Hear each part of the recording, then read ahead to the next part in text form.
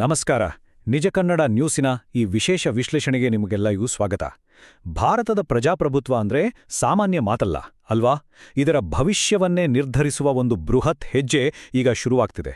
ಅದೇ ಚುನಾವಣಾ ಆಯೋಗದ ಮತದಾರರ ಪಟ್ಟಿಯ ವಿಶೇಷ ತೀವ್ರ ಪರಿಷ್ಕರಣೆಯ 3ನೇ ಹಂತ. ಬನ್ನಿ, ಇವತ್ತಿನ ಈ ಎಕ್ಸ್ಪ್ಲೇನರ್ನಲ್ಲಿ ಇದರ ಪ್ರತಿಯೊಂದು ಆಯಾಮವನ್ನು ಆಳವಾಗಿ ಅರ್ಥ ಮಾಡ್ಕೊಳ್ಳೋಣ. ಸ್ಕ್ರೀನ್ ಮೇಲೆ ಕಾಣಿಸ್ತಿರೋ ಈ ನಂಬರ್ ನೋಡಿ, 36.73 ಕೋಟಿ. ಇದೇನು ಸುಮ್ಮನೆ ಒಂದು ಸಾಮಾನ್ಯ ಸಂಖ್ಯೆ ಅಲ್ಲ. ಮುಂಬರುವ ಈ ಪರಿಷ್ಕರಣಾ ಹಂತದಲ್ಲಿ ಭಾಗವಹಿಸಲಿರುವ ನಿಮ್ಮಂತಹ ಮತದಾರರ ಬೃಹತ್ ಸಂಖ್ಯೆ ಇದು. ಭಾರತದ ಪ್ರಜಾಪ್ರಭುತ್ವದ ಮ್ಯಾನೇಜ್ಮೆಂಟ್ ಎಷ್ಟೊಂದು ಬೃಹತ್ ಆಗಿದೆ ಅನ್ನೋದಕ್ಕೆ ಇದೇ ಸಾಕ್ಷಿ. ಇಷ್ಟು ದೊಡ್ಡ ಡೇಟಾವನ್ನ ನಿಭಾಯಿಸೋದು ಅಂದ್ರೆ ಇಮ್ಯಾಜಿನ್ ಮಾಡಿ, ಅದು ಎಂಥ ಬೃಹತ್ ಟಾಸ್ಕ್ ಅಲ್ವಾ? ಈ ಬೃಹತ್ ಕಾರ್ಯಾಚರಣೆಯ 3ನೇ ಹಂತದ ರೋಲ್ಔಟ್ ಬಗ್ಗೆ ಸ್ವಲ್ಪ ಡೀಟೇಲ್ ಆಗಿ ನೋಡೋಣ ಅಂತ.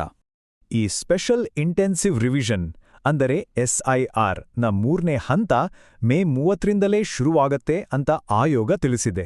ಇದು ಬರೋಬ್ಬರಿ 16 ರಾಜ್ಯಗಳು ಮತ್ತು 3 ಕೇಂದ್ರಾಡಳಿತ ಪ್ರದೇಶಗಳಲ್ಲಿ ನಡೀತಾ ಇದೆ.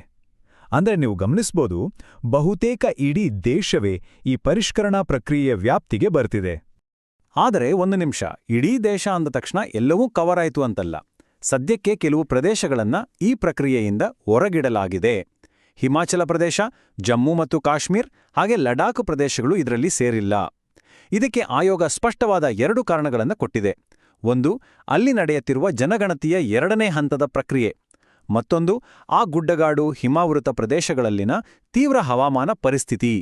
ಹಾಗಾಗಿ ಈ ರಾಜ್ಯಗಳ ವೇಳಾಪಟ್ಟಿ ಸ್ವಲ್ಪ ತಡವಾಗಿ ಪ್ರಕಟ ಆಗಲಿದೆ.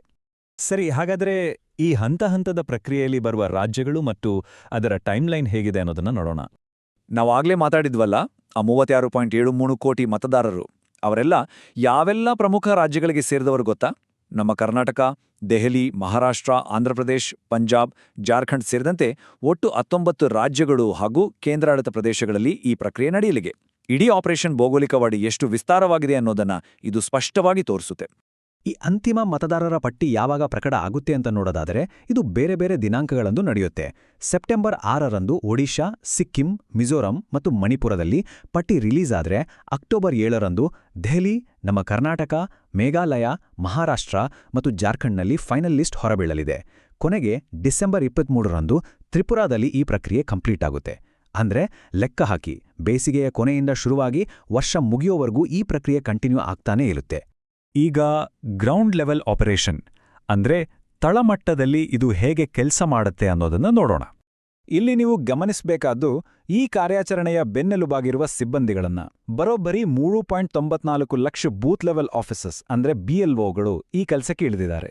ಇವರೆಲ್ಲರೂ ಪ್ರತಿಯೊಂದು ಮನೆಗೂ ಖುದ್ದಾಗಿ ಭೇಟಿ ನೀಡಿ ಡೇಟಾ ಕಲೆ ಹಾಕ್ತಾರೆ.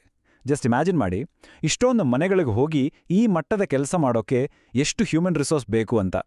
ಮತ್ತೊಂದು ಇಂಟ್ರೆಸ್ಟಿಂಗ್ ವಿಚಾರ ಅಂದ್ರೆ, ಇಲ್ಲಿ ಕೇವಲ ಸರ್ಕಾರಿ ಅಧಿಕಾರಿಗಳು ಮಾತ್ರ ಇರಲ್ಲ. ಜೊತೆಗೆ ರಾಜಕೀಯ ಪಕ್ಷಗಳಿಂದ ನೇಮಕಗೊಂಡ 3.42 ಲಕ್ಷ ಬೂತ್ ಲೆವೆಲ್ ಏಜೆಂಟ್ಗಳು ಕೂಡ ಈ ಕಾರ್ಯಾಚರಣೆಯಲ್ಲಿ ಅಧಿಕಾರಿಗಳಿಗೆ ಸಪೋರ್ಟ್ ಮಾಡ್ತಾರೆ. ಇದು ಆಕ್ಚುಲಿ ಇಡೀ ಪ್ರಕ್ರಿಯೆಯಲ್ಲಿ ಒಂದು ಪಾರದರ್ಶಕತೆ ತರೋದಕ್ಕೆ ಮತ್ತು ತಪ್ಪುಗಳಾಗೋದನ್ನ ತಡೆಯೋದಕ್ಕೆ ತುಂಬಾ ಹೆಲ್ಪ್ ಮಾಡುತ್ತೆ. ಈ ಇಡೀ ಕಸರತ್ತಿನ ಅಸಲಿ ಉದ್ದೇಶ ಏನು ಅನ್ನೋದನ್ನ ನಮ್ಮ ಮುಖ್ಯ ಚುನಾವಣಾ ಆಯುಕ್ತರಾದ ಜ್ಞಾನೇಶ್ ಕುಮಾರ್ ಅವರ ಈ ಮಾತುಗಳು ಸ್ಪಷ್ಟವಾಗಿ ಹೇಳ್ತಾವೆ. ಅರ್ಹ ಮತದಾರರು ಮಾತ್ರ ಮತದಾರರ ಪಟ್ಟಿಯಲ್ಲಿ ಸೇರ್ಪಡೆಗೊಳ್ಳುವುದನ್ನು ಖಚಿತಪಡಿಸಿಕೊಳ್ಳಲು ಈ SIR ನಡೆಸಲಾಗುತ್ತಿದೆ. ಎಲ್ಲ ಮತದಾರರು ಉತ್ಸಾಹದಿಂದ ಭಾಗವಹಿಸಬೇಕು ಅಂತ ಅವರು ಮನವಿ ಮಾಡಿದ್ದಾರೆ.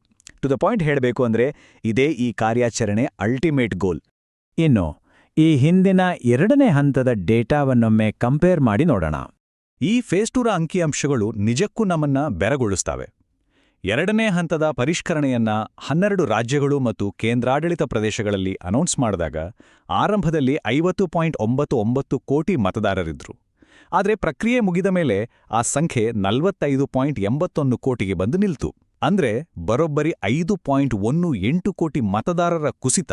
ಇದು ಶೇಕಡ 10.2ರಷ್ಟು ಭಾರಿ ಇಳಿಕೆ.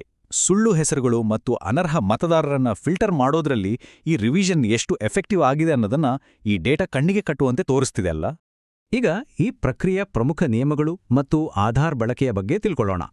ಸಾಮಾನ್ಯ ಜನರಿಗೆ ಈ ಪ್ರಕ್ರಿಯೆ ತಲೆನೋವಾಗಬಾರ್ದು ಅಂತ ಆಯೋಗ ಕೆಲವು ಸ್ಮಾರ್ಟ್ ಸ್ಟೆಪ್ಸ್ ತಗೊಂಡಿದೆ. ಫಸ್ಟ್ ಆಫ್ ಆಲ್, ಮನೆಗೆ ಭೇಟಿ ನೀಡುವಾಗ ಅಧಿಕಾರಿಗಳು ನಿಮ್ಮಿಂದ ಯಾವುದೇ ಫಿಸಿಕಲ್ ಡಾಕ್ಯುಮೆಂಟ್ಸ್ ಅಂದ್ರೆ ಹಾರ್ಡ್ ಕಾಪಿಗಳನ್ನ ಕೇಳಲ್ಲ. ಆ್ಯಂಡ್ ಇದರ ಜೊತೆಯಲ್ಲೇ ಯಾರು ಹೊಸದಾಗಿ ವೋಟರ್ ಐಡಿಗೆ ರಿಜಿಸ್ಟರ್ ಆಗಬೇಕೋ ಆ ಪ್ರಕ್ರಿಯೆ ಕೂಡ ಏಕಕಾಲದಲ್ಲೇ ನಡೆಯುತ್ತೆ. ಸೊ ಕೆಲಸ ತುಂಬಾನೇ ಸಿಂಪಲ್ ಮತ್ತು ಫಾಸ್ಟ್ ಆಗುತ್ತೆ. ಇದರಲ್ಲಿ ನೀವು ಗಮನಿಸಲೇಬೇಕಾದ ಮತ್ತೊಂದು ಇಂಪಾರ್ಟೆಂಟ್ ಪಾಯಿಂಟ್ ಅಂದ್ರೆ ಆಧಾರ್ ಕನೆಕ್ಷನ್. ಸುಪ್ರೀಂ ಕೋರ್ಟ್ನ ನಿರ್ದೇಶನದ ಪ್ರಕಾರ ಆಧಾರ್ ಕಾರ್ಡನ್ನು 12ನೇ ಗುರುತಿನ ದಾಖಲೆಯಾಗಿ ಸೇರಿಸಲಾಗಿದೆ. ಆದರೆ ನೆನ್ಪಿರ್ಲಿ, ಇದು ಕೇವಲ ನಿಮ್ಮ ಐಡೆಂಟಿಟಿ ಪ್ರೂಫ್ ಅಥವಾ ಗುರುತಿನ ಪುರಾವೆಯಾಗಿ ಮಾತ್ರ ಕೆಲಸ ಮಾಡುತ್ತೆ. ಯಾವುದೇ ಕಾರಣಕ್ಕೂ ಇದು ಪೌರತ್ವದ ಪುರಾವೆ ಅಲ್ಲ. ಈ ಸೂಕ್ಷ್ಮ ವ್ಯತ್ಯಾಸವನ್ನ ನಾವು ಕ್ಲಿಯರ್ ಆಗಿ ಅರ್ಥ ಮಾಡ್ಕೊಳ್ಬೇಕು. ಈ ಇಡೀ ವಿಶ್ಲೇಷಣೆಯನ್ನ ನೋಡಿದ್ಮೇಲೆ ನಮ್ಮ ಮುಂದೆ ಉಳಿಯುವ ಒಂದು ಅತಿದೊಡ್ಡ ಪ್ರಶ್ನೆ ಇದು. ಲಕ್ಷಾಂತರ ಹೆಸರುಗಳನ್ನ ಸೇರಿಸಿ ಇನ್ನೊಂದಷ್ಟು ಹೆಸರುಗಳನ್ನ ಡಿಲೀಟ್ ಮಾಡಿ ನಡೆಯುವ ಈ 36 ಕೋಟಿ ಮತದಾರರ ಬೃಹತ್ ಪರಿಷ್ಕರಣೆ ನಮ್ಮ ಮುಂಬರುವ ಚುನಾವಣೆಗಳ ತಳಹದಿಯನ್ನ ಹೇಗೆ ಬದಲಾಯಿಸಲಿದೆ? ನಿಜಕ್ಕೂ ಒಂದು ಪ್ರಜಾಪ್ರಭುತ್ವದ ಅಡಿಪಾಯವನ್ನ ಭದ್ರವಾಗಿಡಲು ಬೇಕಾದ ಈ ನಿರಂತರ ಬೃಹತ್ ಹಾಗೂ ಸಂಕೀರ್ಣ ಯಂತ್ರಾಂಗದ ಬಗ್ಗೆ ನಾವೆಲ್ಲರೂ ಆಳವಾಗಿ ಯೋಚಿಸಲೇಬೇಕು. ನಿಜ ಕನ್ನಡ ನ್ಯೂಸ್ನ ಈ ವಿಶೇಷ ವಿಶ್ಲೇಷಣೆ ನಿಮಗೆ ಇಷ್ಟವಾಗಿದೆ ಅಂತ ಭಾವಿಸ್ತೀನಿ. ದತ್ತಾಂಶಗಳ ಮೂಲಕ ವಿಷಯಗಳನ್ನು ಸರಳವಾಗಿ ಅರ್ಥ ಮಾಡಿಸುವ ನಮ್ಮ ಈ ಪ್ರಯತ್ನ ಮುಂದೆಯೂ ಹೀಗೆಯೇ ಮುಂದುವರಿಯುತ್ತೆ. ಧನ್ಯವಾದಗಳು.